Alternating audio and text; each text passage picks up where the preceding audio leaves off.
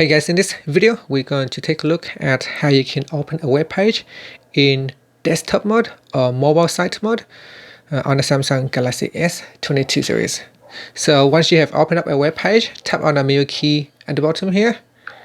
And from the pop-up menu, tap on desktop site and it will now convert your web page to desktop mode. Now some site does not support mobile mode, so in that case you might need to launch the web page as a desktop mode.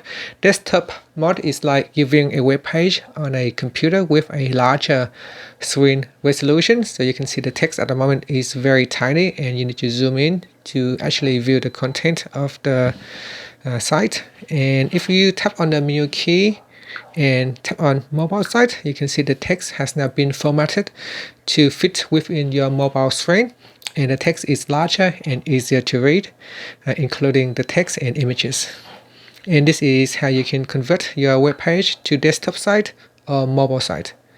And that's it. Finally, you can tap on the home button to go back to the home screen. Thank you for watching this video. Please subscribe to my channel for more videos.